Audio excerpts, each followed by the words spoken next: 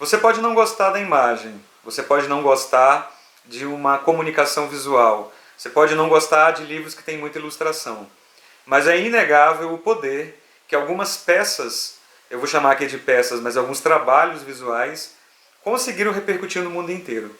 Então a pauta do vídeo de hoje é justamente discutir três grandes sugestões ou três grandes produtos comunicacionais que geraram um poder sugestivo gigantesco. E claro que para a gente falar de poder sugestivo, a gente tem que conceituar o ícone, principalmente na parte, nos mais de 70% do ícone, que é parte sugestiva, que está colocado onde? Está na parte inconsciente, né, na parte onde você talvez não domine, imagine que domine, mas não domine, principalmente na sua sensibilidade às cores, na sua memória, principalmente na sua memória coletiva, construída na sua vida social, quanto também na sua individualidade, na sua peculiaridade sensitiva, as cores que você mais gosta, os formatos que você mais gosta, os cheiros, as sugestões, porque a sugestão ela tá, e é interessante, antes de mostrar os três grandes trabalhos, é importante entender que a sugestão é aquela parte que não é realizada pelo emissor, ou seja, o signo não realiza, ele induz você a realizar. Então, o bacana da sugestão, o bacana do motor da sugestão é que ele dá o mote e você completa.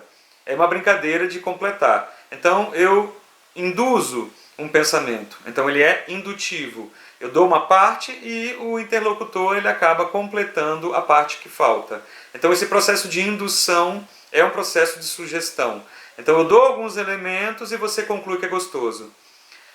Eu dou alguns aspectos, algumas características icônicas e você vai dizer para mim se é confortável ou se não é confortável. E quando você decide, numa propaganda de tênis, por exemplo, onde eu olho o tênis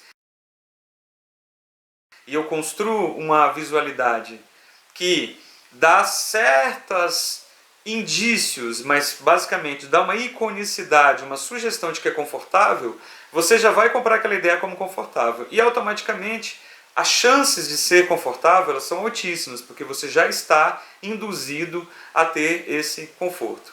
Mas vamos direto aqui falar em três grandes trabalhos. Não são só de autoria de uma pessoa, são de autoria da própria cultura. É bom anotar isso. A gente não pode eleger um autor. A gente tem que imaginar que isso é um processo muito mais amplo, onde envolve vários parceiros. Envolve os produtores de conteúdo, mas também envolve os receptores, envolve um público, envolve uma cultura, envolve crenças, né, de um destinador manipulador que recebe esses valores e compartilha esses valores.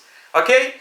Então vamos lá. Primeiro, acho que vocês já devem imaginar, é o trabalho que foi construído principalmente, eu vou colocar aqui a Coca-Cola, né, de tanto um trabalho longínquo de imaginário coletivo na cor vermelha, vinculando com o Natal, né, então a gente vai mostrar algumas imagens aí, né, essa apropriação visual, é muito melhor você se apropriar visualmente de algo que já tem uma trajetória, e com o tempo, a tradição, a linha do tempo é muito importante para as construções semióticas, isso dá uma força muito grande.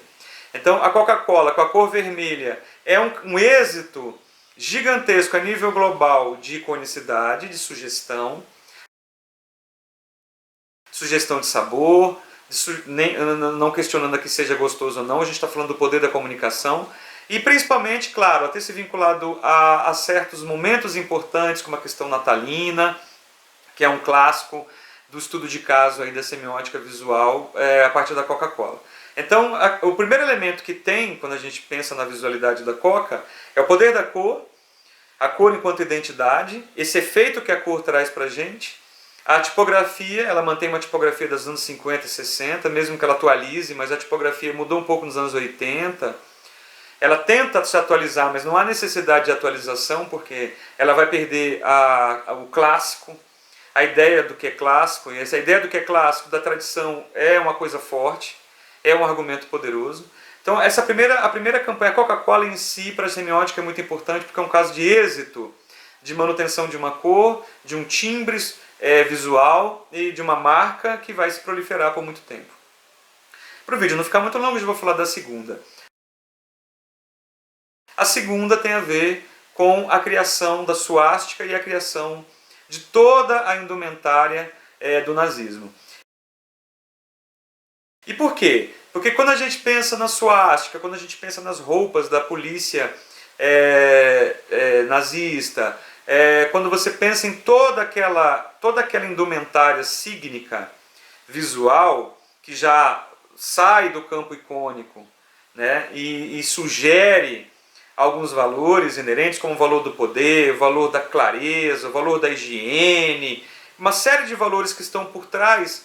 Eu coloco como um grande êxito semiótico, porque ela também veio, além de sugestão visual, né, então, desde do logotipo, desde a suástica, desde o uso das cores, além de toda essa indumentária, você também tem uma coisa discursiva, ou seja, o signo, quando ele é recebido por você, você já recebe esse signo com valores.